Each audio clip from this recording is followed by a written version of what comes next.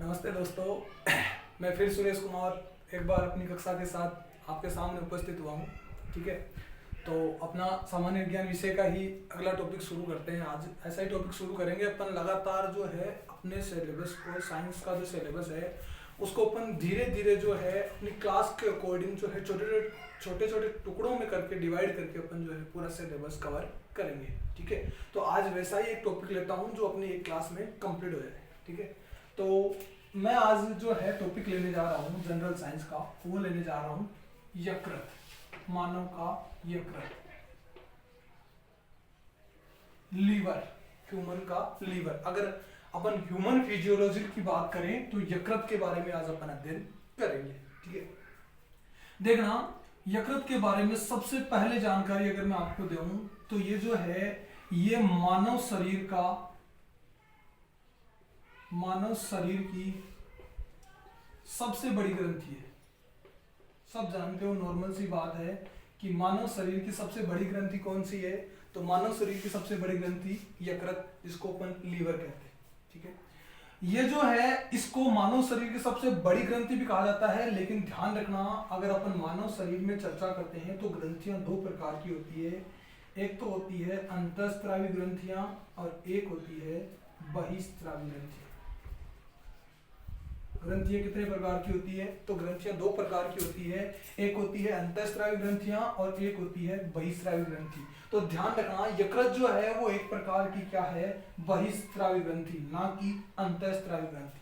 तो अगर क्वेश्चन आपको एग्जाम में इस प्रकार से भी पुटअप कर दिया जाए कि मानव शरीर की सबसे बड़ी बहिःस्रावी ग्रंथि कौन सी है, तो भी आपको यकृत बताना है। मानव शरीर की सबसे बड़ी ग्रंथि कौन सी है, तो भी क्या होता है, यकृत। ग्रंथि से क्या तात्पर्य, देखना सबसे पहले अब बात करता हूं ग्रंथि क्या होती है। तो ग्रंथि से तात्पर्य यह होता है कि स्त्रावी कोशिकाओं का समूह, स्त्रावी कोशिकाओं का समूह, मतलब कि ऐसी कोशिकाएं, किसी जीव के शरीर में पाए जाने वाले ऐसी कोशिकाओं को ग्रुप या समूह है जो क्या करता है, कुछ विशेष प्रकार के पदार्थों का क्या करता है, स्त्रवण करती है। जो विशेष प्रकार के पदार्थों का क्या करती है, स्त्रवण करती है। उन स्त्रावी कोशिकाओं के समूह को क्या कहा जाता है, ग्रंथि कहा जाता है। तो यकृत जो है वो यकृत मानव शरीर की क्या है, बहिःस्रावी ग्रंथि, या यूं कहे तो सबसे बड़ी ग्रंथि है। ठीक है, अब इसकी बात करें अपन वजन की या भार की बात करें, इसके वजन की या भार की बात करें तो इसका वजन 1.2 से 1.5 किलोग्राम होता है। लगभग मैं बोल सकता हूं कि 1.5 किलो वजन जो है वो है किसका होता है, यकृत ग्रंथि का होता है। ठीक है, नेक्स्ट इस यकृत ग्रंथि के बारे में अगर मैं आपसे कहूं तो यकृत ग्रंथि जो है वो स्थित कहां होती है, तो मानव शरीर की उदर गुहा में, उदर गुहा में इसकी क्या होती है, स्थिति होती है। अगर मैं इसकी स्थिति के बारे में चर्चा करता हूं कि यकृत ग्रंथि जो है वो स्थित कहां होती है, तो मानव शरीर की उदर गुहा में स्थित होती है। उदर गुहा का मतलब हो गया कि मानव शरीर जो है उसके अंतर्गत एक विशेष प्रकार की गुहा पाई जाती है और उसी को कहा जाता है उदर गुहा, जिसके अंतर्गत जो है वो एंडोडर्म।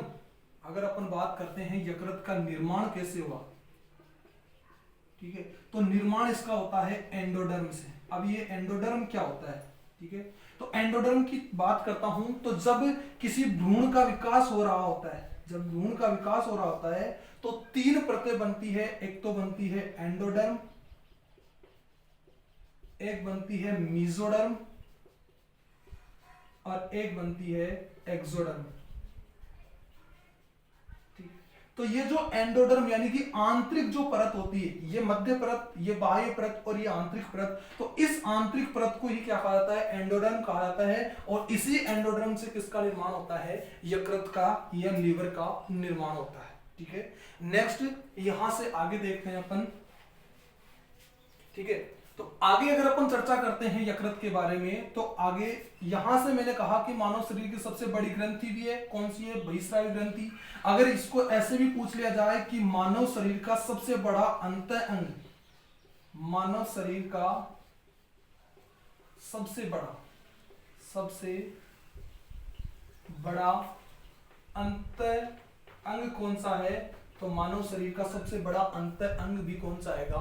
लीवर ही आएगा, यकृत भी आएगा। ध्यान रखना, अगर क्वेश्चन कर लिया जाए मानव शरीर का सबसे बड़ा बाह्य अंग, तो बाह्य अंग जो होता है वो होता है स्किन या त्वचा। अगर डायरेक्ट क्वेश्चन यूं पूछ लिया जाए कि मानव शरीर का सबसे बड़ा अंग या सबसे बड़ा बाह्य अंग, तो वो आएगी त्वचा। और अगर पूछ लिया जाए मानव शरीर का सबसे बड़ा अंत अंग, तो वो कौन सा आएगा? यकृत आएगा। यकृत एक क्या है? बहिस्रावी ग्रंथि है, ये भी ध्यान रखना, ठीक है। यकृत का एक उपनाम भी है, सामान्यतः मैं यूं कहूं तो ये नाम जो है आपको एग्जाम में नहीं पूछा जाएगा, लेकिन फिर भी इसकी कुछ प्रॉपर्टीज ऐसी है जिसकी वजह से इसका नाम पड़ा है, तो उस नाम को अगर आप याद रखते हो तो आपको वो प्रॉपर्टीज जो है वो आसानी से याद हो जाए। तो देखना क्या नाम है दोस्तों, इसको कहा जाता है मानव शरीर का भोला। क्या कहा जाता है? मानव शरीर का भोला भी कहा जाता है। क्यों कहा जाता है मानव शरीर का भोला? तो इसको मानव शरीर का भोला कहा जाता है, इसका रीजन कुछ ही समय बाद में आपके सामने शो करूंगा। पहले आप सिर्फ इतना सा ध्यान रख लेना कि मानव शरीर का भोला कहा जाता है किसको? यकृत को, ठीक है। अब अपन बात करते हैं यकृत की। मैंने सिचुएशन बता दी कि कहां पे स्थित होता है, ठीक है। मैंने बता दी कि इसकी उत्पत्ति कैसे होती है, मैंने बता दिया कि इसका वजन कितना होता है, ठीक है। अब नेक्स्ट इस यकृत के बारे में अपन चर्चा करते हैं, यकृत की संरचना के बारे में अपन बात करते हैं।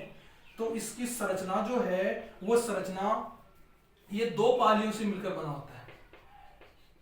कितनी पालियों से मिलकर बना होता है? दो पालियों से मिलकर बना होता है। एक तो होती है दाई पाली, और ये दाई पाली जो होती है ये आकार में थोड़ी बड़ी होती है, और दूसरी होती है वो होती है बाई पाली, ठीक है। ये बाई पाली जो होती है वो आकार में क्या होती है? थोड़ी छोटी होती है। किसकी तुलना में? दाई पाली की तुलना में। दाई पाली की तुलना में बाई पाली जो होती है वो आकार में क्या होती है दोस्तों? छोटी होती है, ठीक है। नेक्स्ट, इसकी संरचना में विशेष क्या है? तो इसकी संरचना में विशेष ये होता है कि इसमें कुफर कोशिकाएं पाई जाती है, कुफर सेल्स पाई जाती है, कुफर कोशिकाएं। गुरुजी ये कुफर कोशिकाएं क्या होती है? ये कुफर कोशिकाएं क्या होती है? तो ध्यान रखना, ये कुफर कोशिकाएं एक प्रकार की भक्षक कोशिकाएं होती है। भक्षक कोशिकाएं, भक्षक कोशिकाओं का मतलब हो गया कि ये जो पुरानी पड़ी आरबीसी जो होती है, जो पुरानी आरबीसी होती है, पुरानी आरबीसी, उन आरबीसी का क्या कर देती है? ये भक्षण कर देती है। और भक्षण करके क्या करती है? अब आरबीसी का भक्षण करेगी तो आरबीसी का केंद्रीय अणु कौन सा होता है? अरे भाई, आरबीसी का भक्षण करेगी तो आरबीसी का केंद्रीय अणु जो है उसका भी क्या होगा? विघटन होगा। और आरबीसी का केंद्रीय अणु क्या होता है? हीमोग्लोबिन होता है। तो यहां पे क्या होगा? हीमोग्लोबिन का विघटन होगा। किसका विघटन होगा? हीमोग्लोबिन। और हीमोग्लोबिन अपने को पता है क्या है?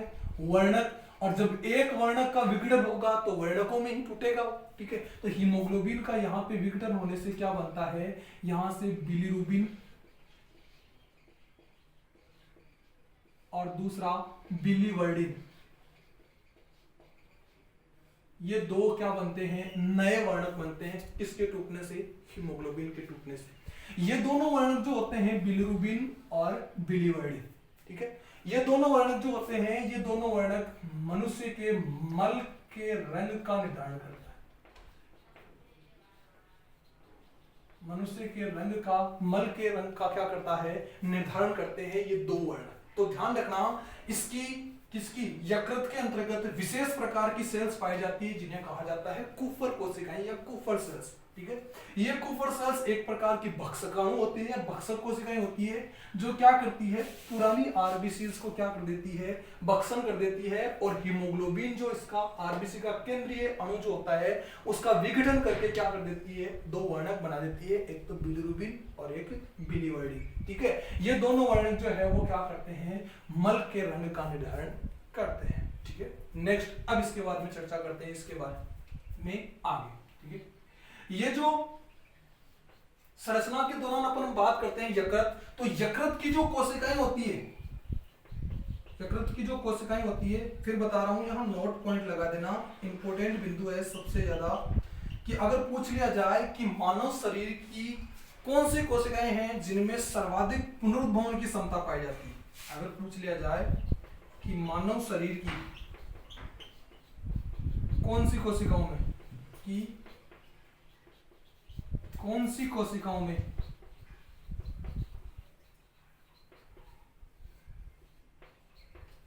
सर्वाधिक पुनरुद्भवन की क्षमता पाई जाती है। सर्वाधिक पुनरुद्भवन, पुनरुद्भवन का मतलब हो गया रीजनरेशन। पुनरुद्भवन का मतलब क्या हो गया? रीजनरेशन। अगर मैं सीधे शब्दों में कहूं तो किसी कारणवश टूट फूट हो जाए तो पुनः विकसित होना। जैसे कहीं पे भी अपने शरीर पे चोट लगती है, घाव हो जाता है, तो उस घाव को कुछ समय बाद वहां पे नई कोशिकाएं विकसित होकर क्या कर देती है? उस घाव को भर देती है और वो घाव भर जाता है। ठीक है, तो इस प्रकार अगर पूछ लिया जाए मानव शरीर की कौन सी कोशिकाओं में सर्वाधिक पुनरुद्भवन क्षमता पाई जाती है, तो वो पाई जाती है यकृत की कोशिकाओं में।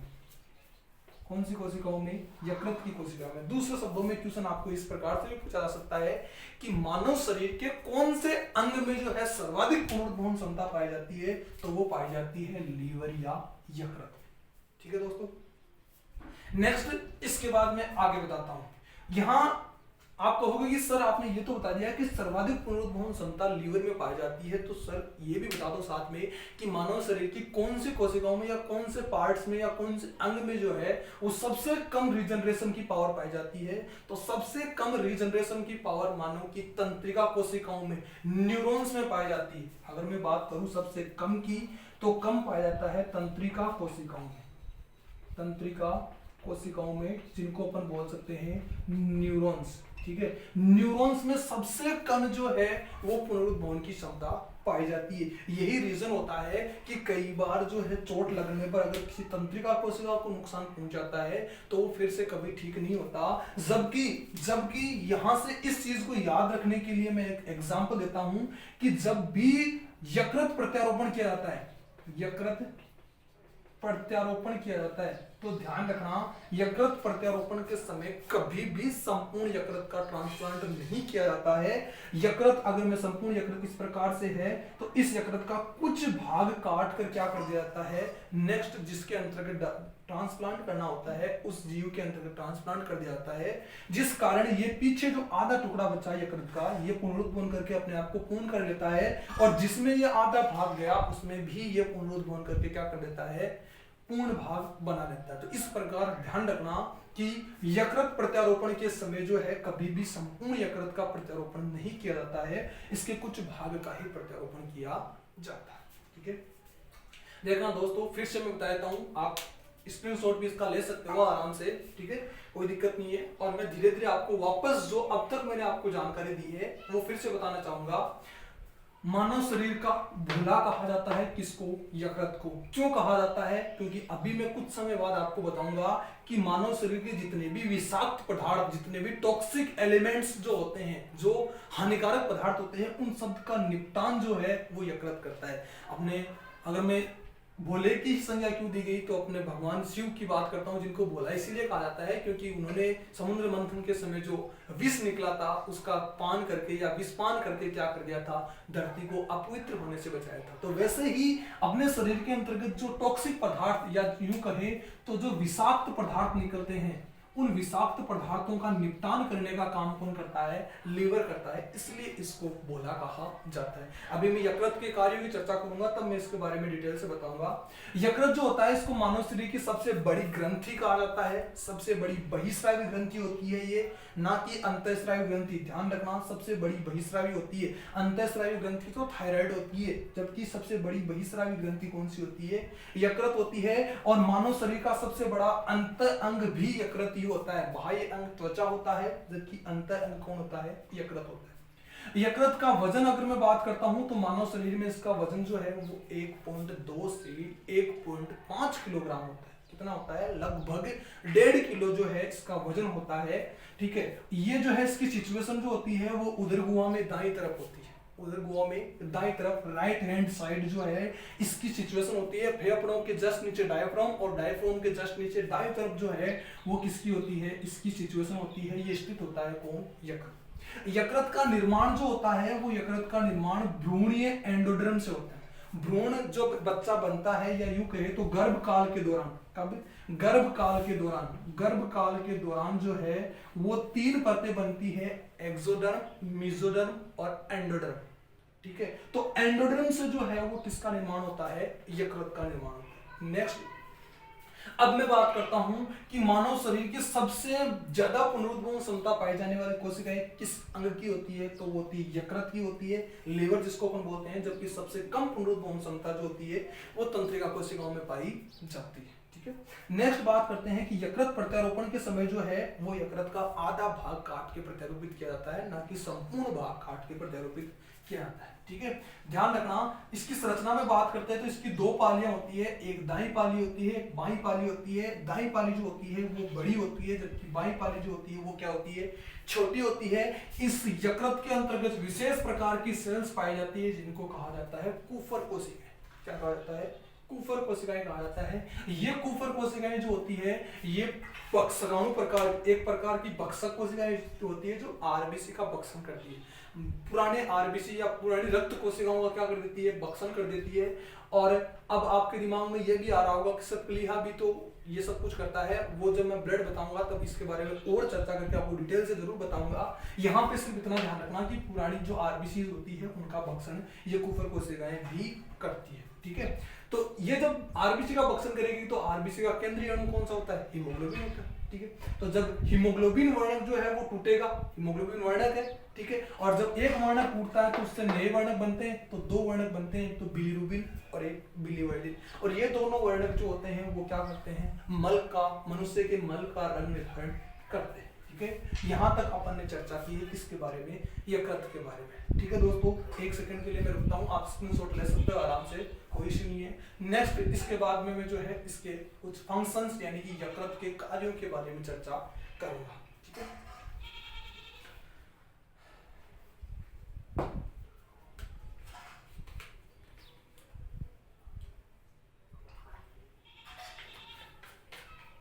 दोस्तों इस बात का मैं दावा कर सकता हूं कि किसी भी प्रतियोगी परीक्षा में आपका कोई भी क्वेश्चन अगर यकृत से संबंधित कोई भी क्वेश्चन आता है तो पढ़ाई हुए से बाहर नहीं जाएगा। ये मैं आपसे पक्का जो है दावा कर सकता हूं, ये फिर बता देता हूं। ठीक है, क्योंकि मैं संपूर्ण जानकारी लीवर से रिलेटेड जो प्रतियोगी परीक्षाओं के लिए जरूरी है संपूर्ण जानकारी आपको बताते हुए चल रहा हूं। ठीक है, अब देखना नेक्स्ट।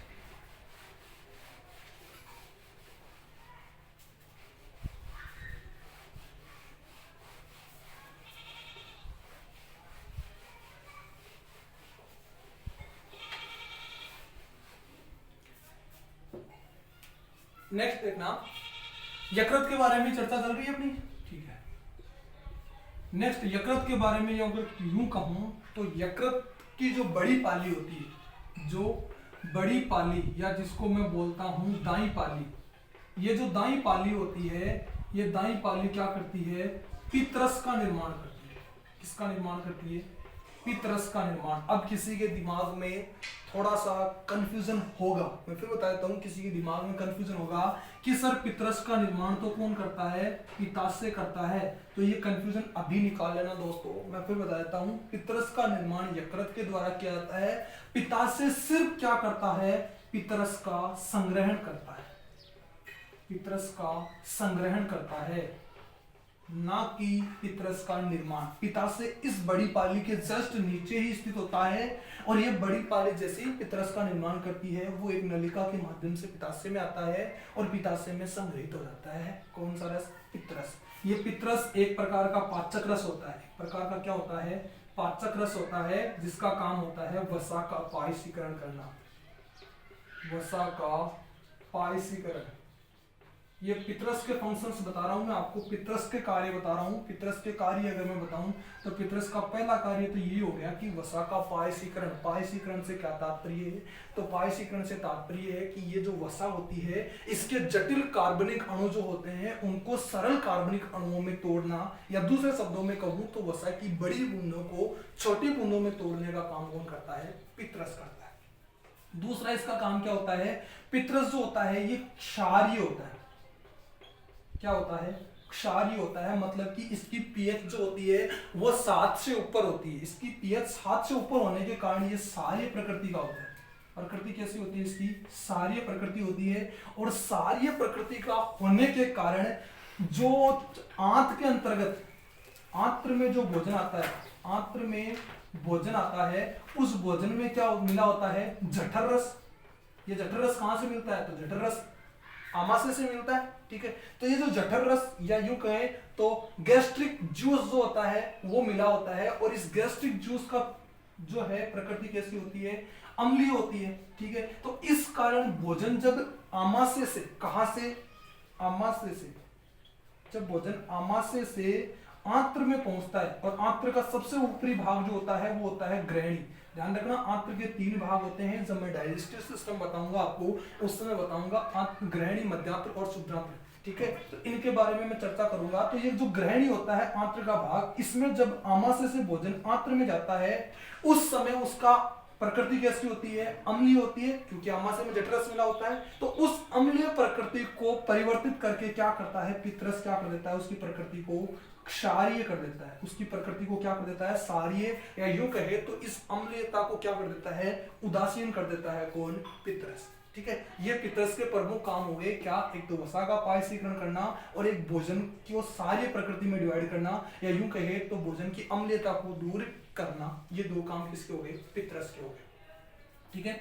अब नेक्स्ट बात करते हैं अपन यकृत के बारे में, यकृत के कार्यों के बारे में, ठीक है। ये पिता से जो है पित्तरस का संग्रहण करता है, जबकि पित्तरस का फॉर्मेशन कौन करता है, तो पित्तरस का फॉर्मेशन यकृत की बड़ी पाली, जिसको अपन दाई पाली भी बोलते हैं, राइट लोब भी बोलते हैं, वो जो है वो क्या करता है, पित्तरस का फॉर्मेशन करता है, ठीक है। नेक्स्ट अब अपन बात करते हैं यकृत के कार्यों के बारे में। Functions of liver, important fact है, यहां से आपको फिर बता दूंगा, अगर यकृत से रिलेटेड क्वेश्चन आएगा तो वो कार्यों से निकलेगा, ठीक है। सबसे पहला कार्य तो यही हो गया इसका कि पित्तरस का फॉर्मेशन करता है, ठीक है।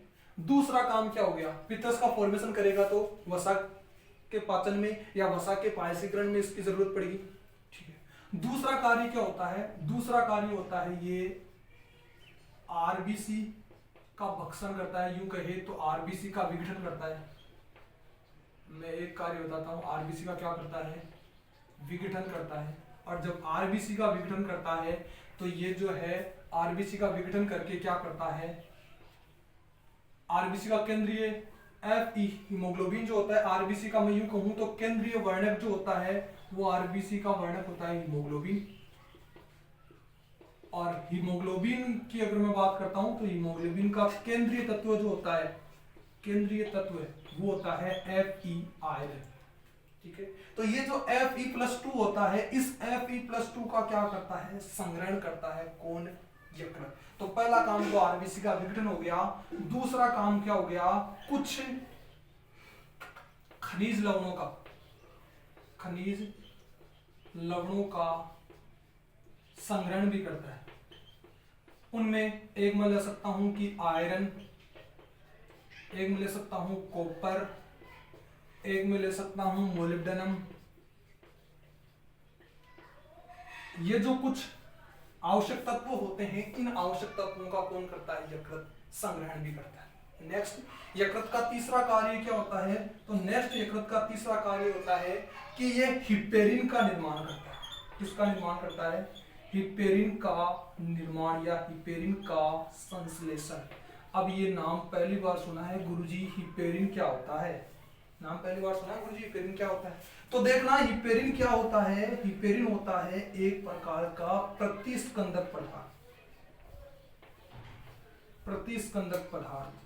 प्रतिस्कंदक का मतलब हो गया जो रक्त को स्कंदित होने से रोकता है, रक्त का थक्का जमने से रोकता है। आपको पता है कि कहीं पे भी अपने शरीर में चोट लग जाती है, जैसे ही ब्लड शरीर से बाहर निकलता है वो ब्लड क्लोटिंग के रूप में बन जाता है, रक्त का थक्का बन जाता है, ठीक है। तो ऐसी सिचुएशन में अपनी जितनी भी रक्त वाहिनियां हैं, उन रक्त वाहिनियों में रक्त जमता नहीं है।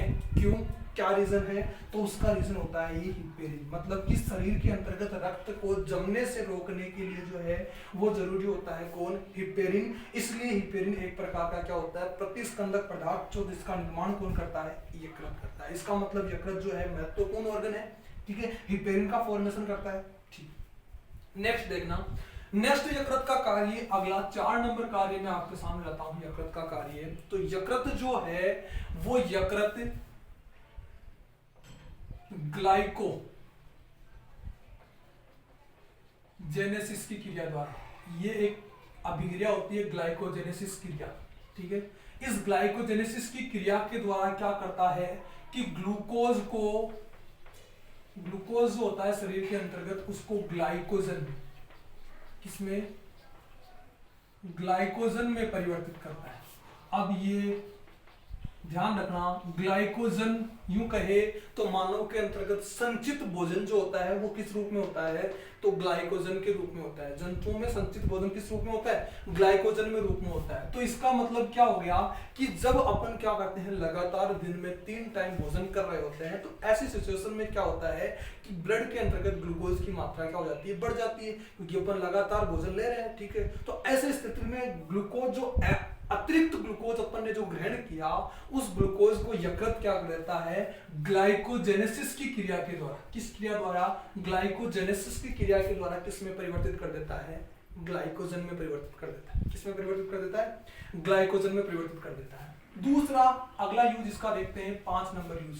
5 नंबर यूज, इसके विपरीत एक क्रिया होती है, ग्लाइकोजेनेसिस के विपरीत एक क्रिया होती है जिसको बोलते हैं ग्लाइकोजिनोलाइसिस।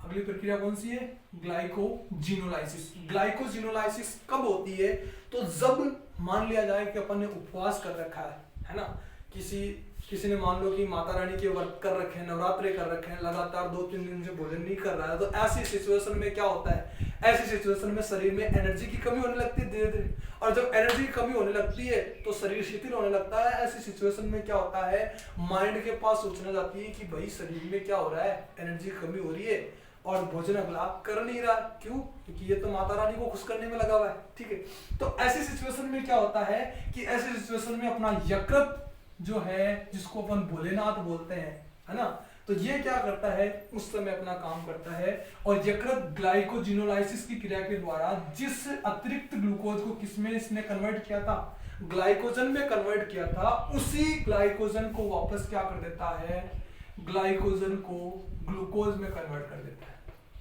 किसमें कन्वर्ट कर देता है, ग्लूकोज में कन्वर्ट कर देता है, और इस प्रकार जो है अपने शरीर में फिर से ग्लूकोज की पूर्ति होने लगती है, और यह संचित भोज्य पदार्थ जो है इसका उपयोग होने लगता है। तो इस प्रकार 2 विक्रियाएं होती है, एक तो ग्लाइकोजिनेसिस और एक होती है ग्लाइकोजिनोलाइसिस। ठीक है, फिर से बताता हूं यकृत के बारे में मैंने अभी क्या बात की है, आप इसका आराम से स्क्रीनशॉट भी ले सकते हैं। ठीक है, बताता हूं, यकृत जो है उसकी बड़ी पाली, दाई पाली जो होती है वो पित्रस का फॉर्मेशन करती है। ये पित्रस जो है वो पिताशय में संग्रहित होता है। ध्यान रखना, पिताशय में पित्रस का फॉर्मेशन नहीं होता, सिर्फ और सिर्फ क्या होता है, संग्रहण होता है। पित्रस का फॉर्मेशन कौन करता है, यकृत करता है। ठीक है, पित्रस जो होता है एक प्रकार का पाचक रस होता है। इसका प्रमुख यूज क्या है, तो ये भोजन के पाचन में वसा का पायसीकरण करता है, मतलब यूं कहूं तो वसा के बड़े कणों को छोटे कणों में तोड़ने का काम करता है। दूसरा काम क्या होता है, दूसरा काम होता है आमाशय में आमाशयी रस या जठररस के कारण भोजन की अम्लीयता को दूर करके क्या कर देता है, भोजन को उदासीन करता है, मतलब कि भोजन की प्रकृति को सारी बना देता है। ठीक है, अब इसके बाद मैं बात करता हूं यकृत के यूज की, फंक्शंस ऑफ लीवर, उसकी चर्चा करता हूं। तो यकृत जो है वो आरबीसी का विघटन करता है, मतलब कि आरबीसी को तोड़ने का काम करता है, जो पुरानी आरबीसी होती है। ठीक है, उन आरबीसी को तोड़कर क्या कर देता है, जब आरबीसी को तोड़ेगा तो उसमें प्रमुख केंद्रीय वर्णक जो होता है वो होता है हीमोग्लोबिन, और हीमोग्लोबिन वर्णक जब टूटेगा तो इसमें जो है वो आयरन निकलेगा। इसका मतलब यकृत क्या करता है, यकृत आयरन, कॉपर और मोलिब्डेनम जैसे कुछ आवश्यक पोषक तत्वों का या खनिज लवणों का संग्रहण भी करता है। ठीक है, नेक्स्ट इसके अलावा यकृत क्या करता है, तो यकृत हिपेरिन का निर्माण करता है। हिपेरिन क्या है, तो हिपेरिन एक प्रतिस्कंदक पदार्थ है। प्रतिस्कंदक का मतलब हो गया जो ब्लड क्लोटिंग होने से रोकता है, रक्त का थक्का बनने से रोकता है, इस प्रकार का पदार्थ होता है हिपेरिन। इसी हिपेरिन की वजह से जो है वो मानव शरीर की रक्त वाहिनियों में रक्त जो है वो जमता नहीं है। ठीक है, नेक्स्ट इसके बाद बात करता हूं कि यकृत जो है उसमें 2 विक्रियाएं होती है, एक तो ग्लाइकोजेनेसिस और एक होती है ग्लाइकोजिनोलाइसिस। ठीक है, ग्लाइकोजेनेसिस की क्रिया के द्वारा रक्त में उपस्थित अतिरिक्त ग्लूकोज जो होता है उस ग्लूकोज को ग्लाइकोजन में कन्वर्ट कर दिया जाता है, और ग्लाइकोजन जो होता है इसके रूप में जंतुओं में क्या होता है, भोज्य पदार्थ संचित होता है। ठीक है, इसके बाद बात करता हूं ग्लाइकोजिनोलाइसिस। ग्लाइकोजिनोलाइसिस क्या करता है, ये जो संचित ग्लाइकोजन होता है इसको वापस किसमें कन्वर्ट कर देता है, ग्लूकोज में कन्वर्ट कर देता है। ठीक है, यहां तक अपन ने चर्चा कर ली। अब इसके बाद में कुछ और चर्चा करते हैं, किसके बारे में, यकृत के कार्यों के बारे में। ठीक है, फंक्शंस ऑफ लीवर के बारे में अपन चर्चा कर रहे हैं। तो उनके बारे में ही अपन आगे की चर्चा जारी रखते हैं।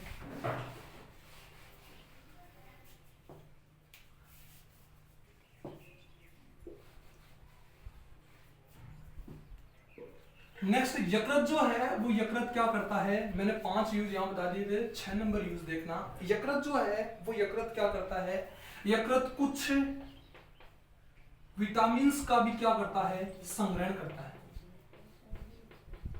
कुछ विटामिन्स का भी क्या करता है, संग्रहण करता है। अब कौन कौन से विटामिन्स का ये संग्रहण करता है, तो ध्यान रखना यकृत जो है इसमें पित्रस का निर्माण होता है। पित्रस क्या करता है, वसा का फॉर्मेशन या वसा का पायसीकरण करता है। तो वहीं से याद आपको रहना चाहिए कि जो वसा में घुलनशील विटामिन होते हैं, वसा में घुलनशील, और वसा में घुलनशील विटामिन कौन कौन से होते हैं, तो वसा में घुलनशील विटामिन होते हैं vitamin A, vitamin D, vitamin E और विटामिन के। ये जो विटामिन होते हैं जिनको अपन बोलते हैं एडे के नाम से याद रखते हैं, ये विटामिन जो होते हैं वसा में घुलनशील विटामिन होते हैं। इन विटामिन का क्या करता है, संग्रहण भी करता है यकृत। इसके अलावा सबसे इंपॉर्टेंट याद ध्यान रखना कि विटामिन B12 का भी संग्रहण करता है, जिसका रासायनिक नाम होता है साइनोकोबाल्मिन। क्या नाम होता है, साइनोकोबाल्मिन। तो इसका संग्रहण भी कौन करता है, यकृत करता है। ठीक है। नेक्स्ट यकृत का 7वां फंक्शन जो है वो ध्यान रखना कि यकृत का अगला कार्य है वो है ग्लाइको नियोजेनेसिस। ग्लाइकोनियोजेनेसिस, ग्लाइकोनियोजेनेसिस भी एक अभिक्रिया होती है और इस अभिक्रिया के द्वारा ग्लूकोज का फॉर्मेशन होता है। ग्लूकोज का निर्माण करता है, कौन करता है, तो यकृत करता है। तो यकृत के अंतर्गत 3 अभिक्रियाएं मैंने आपको विशेष बता दी है, एक तो ग्लाइकोजेनोलाइसिस, एक ग्लाइकोजेनेसिस और एक ग्लाइकोनियोजेनेसिस। ध्यान रखना।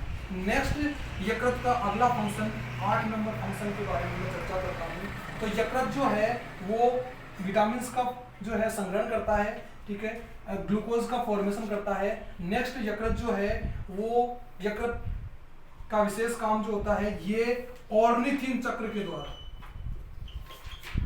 ऑर्निथिन चक्र के द्वारा यूरिया का निर्माण करता है। अब यहां पे किसका निर्माण करता है, यूरिया का निर्माण करता है। किसका निर्माण करता है, यूरिया का निर्माण। अब यहाँ पे जो है वो बात अभी मैंने कही थी कि यकृत जो होता है इसको मानव शरीर का क्या कहा जाता है, भोला कहा जाता है। क्यों कहा जाता है, क्योंकि ये विषाक्त पदार्थों का निपटान करता है। विषाक्त पदार्थों का निपटान करता है, या यूं कहे तो निष्कासन करता है। मानव शरीर से विषाक्त पदार्थों का निष्कासन कौन करता है, तो यकृत करता है। कैसे करता है कि अपने शरीर के अंतर्गत जो उपापचयी क्रियाएं होती है, उपापचयी क्रियाएं, ठीक है, इन क्रियाओं के द्वारा जो है वो उत्सर्जी पदार्थ बनता है यूरिक अम्ल। यूरिक अम्ल।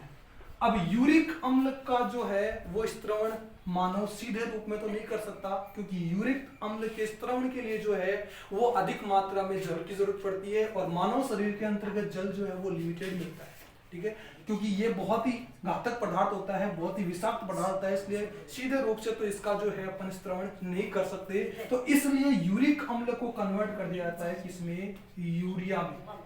किसमें, यूरिया में कन्वर्ट कर दिया जाता है। और ये यूरिया जो है वो कार्बन डाइऑक्साइड के साथ मिलकर, किसके साथ मिलकर, कार्बन डाइऑक्साइड के साथ मिलकर क्या बना देता है, सॉरी अमोनिया में कन्वर्ट कर देता है। सॉरी, यूरिक अम्ल को किसमें कन्वर्ट कर देता है, अमोनिया में कन्वर्ट कर देता है। और ये अमोनिया जो है वो कार्बन डाइऑक्साइड के साथ मिलकर क्या कर देता है, यूरिया का निर्माण कर देता है। और यूरिया को जो है वो कम जल की मात्रा के साथ आसानी से उत्सर्जित किया जा सकता है। इस प्रकार विषाक्त पदार्थों का उत्सर्जन जो है वो यूरिया के रूप में जो है मानव शरीर से बाहर निकाला जाता है। तो यूं कहे तो यूरिया का फॉर्मेशन कहाँ होता है, तो यूरिया का फॉर्मेशन भी कहाँ होता है, यकृत में होता है। इस प्रकार विषाक्त पदार्थों का जो है वो शरीर से निष्कासन होता है। और यूरिया फॉर्मेशन की जो प्रक्रिया जो चक्र के द्वारा होती है, उस चक्र को क्या कहा जाता है, ऑर्निथिन चक्र कहा जाता है। तो ये ऑर्निथिन चक्र कहाँ संपन्न होता है, ये भी यकृत में संपन्न होता है। ठीक है, इस प्रकार यूरिया को जो है शरीर से बाहर निकाला जाता है। यही रीजन होता है कि मनुष्य जो होता है वो यूरियोटेलिक प्राणी होता है। ध्यान रखना, उत्सर्जित पदार्थ के आधार पर जो है वो प्राणी 3 प्रकार के होते हैं, यूरिकोटेलिक, अमोनोटेलिक और यूरियोटेलिक। तो ये जो है मनुष्य कौन सा प्राणी होता है, यूरियोटेलिक होता है, जिसके लिए अधिक जल की मात्रा जरूरत नहीं होती, लिमिटेड जल की जरूरत होती है उत्सर्जन के लिए। ठीक है, नेक्स्ट जो यकृत जो होता है ये ऑर्निथिन चक्र के माध्यम से जो है ये प्रक्रिया संपन्न करता है और क्या करता है, यूरिया का उत्सर्जन करता है। तो इस प्रकार विषाक्त पदार्थों के निष्कासन के कारण इसको क्या कहा जाता है, मानव शरीर का भोला भी इसको कहा जाता है। ठीक है, तो फिर से बता देता हूं यकृत के कुछ फंक्शंस। ये विटामिन का संग्रहण करता है। कौन कौन से विटामिन का संग्रहण करता है, तो जो वसा में घुलनशील विटामिन होते हैं ए, डी, ई, के और एक विशेष जो है विटामिन B12 है, रासायनिक नाम होता है साइनोकोबालमिन, इसका भी ये जो है संग्रहण करता है। ये ग्लाइकोनियोजेनेसिस की प्रक्रिया के द्वारा ग्लूकोज का फॉर्मेशन करता है और ऑर्निथिन चक्र के द्वारा क्या करता है, यूरिया का निर्माण भी करता है। ठीक है, यूरिया का निर्माण करना मतलब कि विषाक्त पदार्थों को शरीर से बाहर निकालने का काम करता है। यहाँ से एक इंपॉर्टेंट फैक्ट फिर बता देता हूँ आपको, ध्यान रखना, स्टार आप लगा सकते हो। इंपॉर्टेंट फैक्ट ये है कि यूरिया का निर्माण जो है वो तो यकृत में होता है, जबकि यूरिया का पृथक्करण कहाँ से होता है, तो वो होता है किडनी से। ध्यान रखना, यूरिया का निर्माण तो कौन करता है, यकृत करता है, जबकि यूरिया का उत्सर्जन कौन करता है, या यूरिया का पृथक्करण का मतलब हो गया रक्त से अलग करने का काम कौन करती है, किडनी करती है। यहाँ सिर्फ यूरिया का निर्माण कर देता है यकृत और वापस ब्लड में ही छोड़ देता है, जबकि ब्लड से यूरिया को निकालने का या अलग करने का काम कौन करती है, किडनी करती है। ध्यान रखना, ये इंपॉर्टेंट फैक्ट है। ठीक है, अब और सबसे इंपॉर्टेंट लास्ट बात जो है वो बचती है आपके लिए, वो ये बचती है कि जब कोई व्यक्ति जो होता है उसको भोजन में जहर देने के बाद उसकी मृत्यु हो जाती है, किसी व्यक्ति को या किसी जीव को भोजन में जहर देने के बाद अगर उसकी मृत्यु हो जाती है, तो जब उसका पोस्टमार्टम किया जाता है तो पोस्टमार्टम में उसके यकृत की जांच की जाती है। किसकी जांच की जाती है, यकृत की जांच की जाती है, और यकृत में उस जो विषाक्त पदार्थ दिया गया था उसकी उपस्थिति पाई जाती है, और उसी के आधार पर पोस्टमार्टम की प्रक्रिया संपूर्ण होती है।